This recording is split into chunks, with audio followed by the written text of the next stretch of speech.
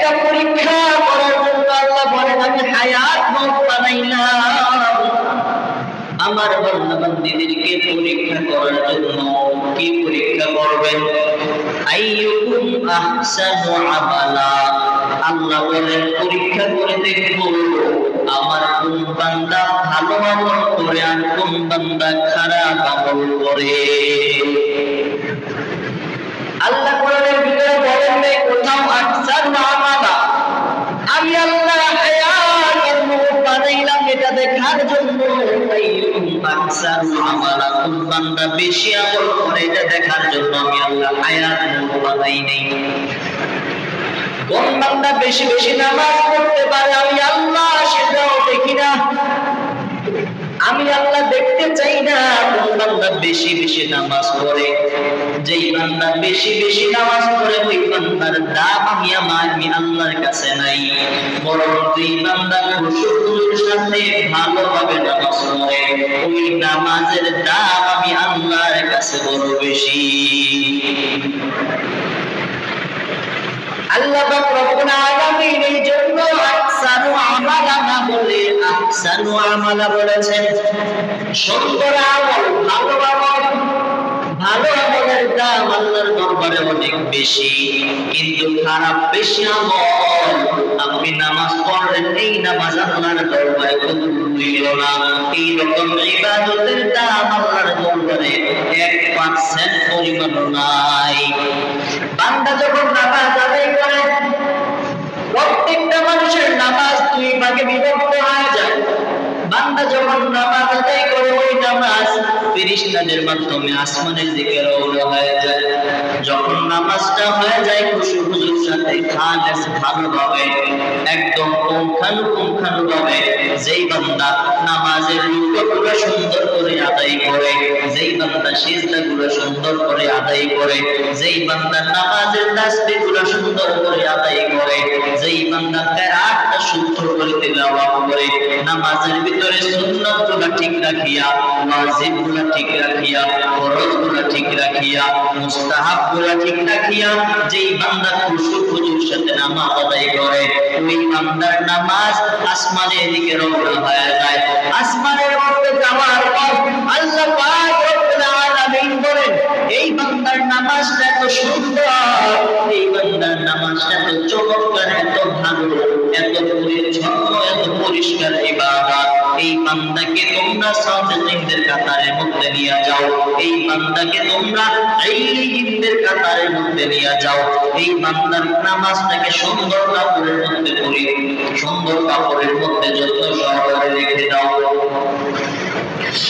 আর যে বান্দার নামাজটা খুশুর সাথে আদায় হয় নাই, ভালো করে ওযুটাও করে নাই, কোন রকম ওযু করিয়া মসজিদের মধ্যে ঢুকিয়া নামাজ আদায় করল, রুকুটা ঠিক মতন করে নাই, সিজদাটাও ঠিক মতন করে নাই, কিরাআত সুন্দর করে নাই, সূরা ফাতিহা তেলাওয়াত করেছে, সূরা ফাতিহার 7 আয়াতের মধ্যে 14টা ভুল, সূরা কাউসার তেলাওয়াত করেছে 3 আয়াতের ভিতরে 7টা 9টা 10টা ভুল, কোনটা সূরাটা তেলাওয়াত করতে পারে না 5-6টা ভুল, আউযু বিল্লাহ বিসমিল্লাহ সুন্দর করে বলতে পারে না, নামাজের মধ্যে দাঁড়াইয়া গেছে, নামাজের মধ্যে বড় নামাজি, নামাজ আদায় করে বেরো, আত্তাহিয়াত সুন্দর করে পারে না, দুরূদ শরীফ পারে না, দোয়া সূরা সুন্দর করে তেলাওয়াত করতে পারে না, নামাজটা কোন রকম করিয়া মসজিদ থেকে বের হয়ে গেল, কয়েকজন ফেরেশতা দুনিয়ার জমিনে হাজির হয়ে যায়,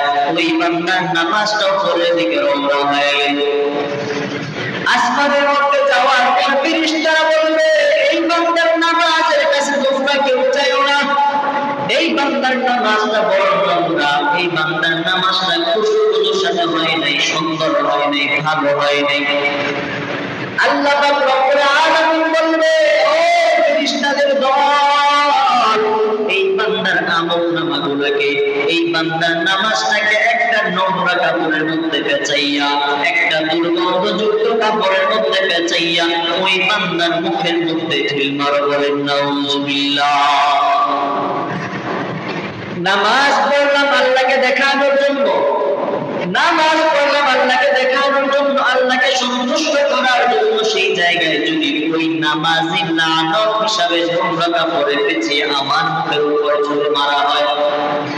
যেই নামাজ পড়লাম জান্নাতে যাওয়ার জন্য, ওই নামাজে যদি আমাকে জাহান্নামে পাঠায় কেমন হবে? যেই নামাজ পড়লাম আল্লাহকে খুশি করার জন্য, ওই নামাজের দ্বারাই যদি আল্লাহ বেজার হয়ে যায় কেমন হবে?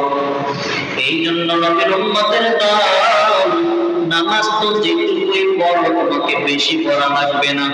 নামাজের মধ্যে দাঁড়াইয়া মাগরিবের নামাজের পরে 10 রাকাত নফল পড়া দরকার নাই, আসরের পরে মাগরিবের পরে দরকার নাই। তোমার দ্বারা যদি সম্ভব হয় 5 ওয়াক্ত নামাজ যে আল্লাহ তোমার কাছে ফরজ করেছে, ওই ফরজ ইবাদতটুকু সুন্দর করে আদায় করো। আল্লাহ যদি তোমার কাছে 5 ওয়াক্ত নামাজ সুন্দর করে পায়, তাহলে তোমার তাহাজ্জুদের কথা জিজ্ঞাসা করা হবে না, তোমার দিনের কথাও জিজ্ঞাসা করা হবে না, তোমার ইশরাকের কথাও জিজ্ঞাসা করা হবে না।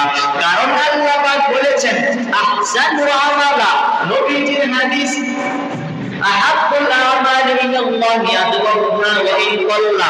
আল্লাহর নবী বলেন আল্লাহর কাছে ওই আমল সবচাইতে প্রিয়, আল্লাহর কাছে ওই আমল সবচাইতে দামি, যেই আমলটা যদিও অল্প হয়, সেটা যদি ধারাবাহিক হয়। তুমি নফল নামাজ একদিন 10 রাকাত পড়লা, আর বাকি 1 মাস খবর নাই। একদিন তাহাজ্জুদের নামাজ পড়লা, 50 রাকাত পরিমাণ পড়লা, পরে আর 50 দিন খবর নাই। নবীজি বলেন এমন আমল আল্লাহর কাছে কোনো দাম নাই, বরং আল্লাহর কাছে দাম হলো ওই আমল, যে আমলটা অল্প হলেও সেটা সুন্দর হয়, যেটা অল্প কিন্তু সুন্দরতার সাথে হয়, সেটা অল্প কিন্তু ধারাবাহিক ভাবে হয়। এই জন্য আল্লাহ পাক রব্বুল আলামিনের কাছে বেশি আমলের দাম নাই, অল্প আমলের দাম, তবে ভালো আমলের দাম। বাজারে আম কিনতে গেছেন নি, একটা আম আছে যেটা 50 টাকা কেজি, আরেকটা আম আছে রূপালী আম যেটা 140 টাকা কেজি, আসেনি? পার্থক্য কেন? একটা ভালো আর একটা ভালো না, তাই তো? গাছেও তো একই গাছে ধরলো, রূপালী আম সেটাও তো গাছে ধরলো, আরেকটা সাধারণ আম সেটাও তো গাছে ধরলো, তাহলে একটার দাম বেশি কেন, আরেকটার দাম কম কেন? এর ব্যবধানটা কি জানো? একটার দাম বেশি কারণ গাছে ধরলো সেটা অল্পতেও বেশি ভালো লাগে, সেটা অল্প খাইলেও বেশি ভালো লাগে, অল্প খাইলেও সেটা বেশি ভালো তৃপ্তি দান করে, আরেকটা বেশি খাইলেও সেটা মন ভরে না, ভালো লাগে না। এই জন্য ভালো জিনিসের দাম শুধু দুনিয়াতে নয়, বরং ভালো জিনিসের দাম আল্লাহর কাছেও বেশি। আল্লাহ তাআলা এই জন্য আহসানু আমালা বললেন। আহসানু আমালা যদি হইতো, তাহলে বান্দা লক্ষ লক্ষ রাকাত নামাজ পড়ার পরেও কিয়ামতের ময়দানে যাইয়া আমলনামা হাতে নিয়ে আফসোস করতো না যে আল্লাহ তুমি কেমন আমলনামা দিলা। দুনিয়াতে নামাজ পড়লাম, মরার পরে হাসরের ময়দানে এসে দেখি নামাজ নাই। দুনিয়াতে দান করলাম, মৃত্যুর পরে দেখি দান খয়রাত সব দাও হয়ে গেছে। এই জন্য আল্লাহ পাক রব্বুল আলামিনের দরবারে আহসানু আমালার দাম। নামাজ পড়লো একমাত্র আল্লাহর জন্য, রোজা রাখবো দুনিয়ার মানুষ কি বলবো দেখা দরকার নাই, আমার আল্লাহ যদি সন্তুষ্ট হয় তাতে আমি খুশি। আমার কাছে টাকা নাই, 20 টাকা দান করবো, 100 টাকা দান করার দরকার নাই। যদি আমার ইখলাস থাকে, যদি আমার নিয়তটা সঠিক হয়, যদি আমার নিয়তটা ভালো হয়, যদি আল্লাহকে সন্তুষ্ট করাই উদ্দেশ্য হয়, এই 20 টাকাই আল্লাহ তাআলা 20,000 টাকা দানের সমপরিমাণ সওয়াব দিয়ে দিবে।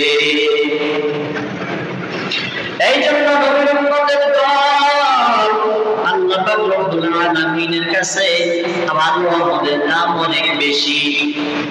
আল্লাহ রাসূল বলেন আখলিস দীনাকা ইয়াকফিকাল আমালুল কলিল। তুমি তোমার নিয়তটাকে পরিশুদ্ধ করো, তুমি তোমার নিয়তটাকে যদি পরিশুদ্ধ করে আমল করে অন্ধকার কবরে যাইতে পারো, ওই আমলটাই তোমার নাজাতের জন্য যথেষ্ট হয়ে যাবে। অন্যথায় যদি তুমি আমল করেছো, এত পরিমাণ আমল করেছো, ওই আমল তোমাকে না কবরে সঙ্গ দিয়েছে, ওই আমলটা তোমাকে হাসরের ময়দানে যেখানে শুল্ক দিয়েছে, ওই আমল না তোমাকে জান্নাতে নিতে পারবে। ওই আমল দুনিয়াতে যেখানে করেছিলা সেখানেই পড়ে থাকবে, তোমার সাথে জান্নাত পর্যন্ত যাবে না।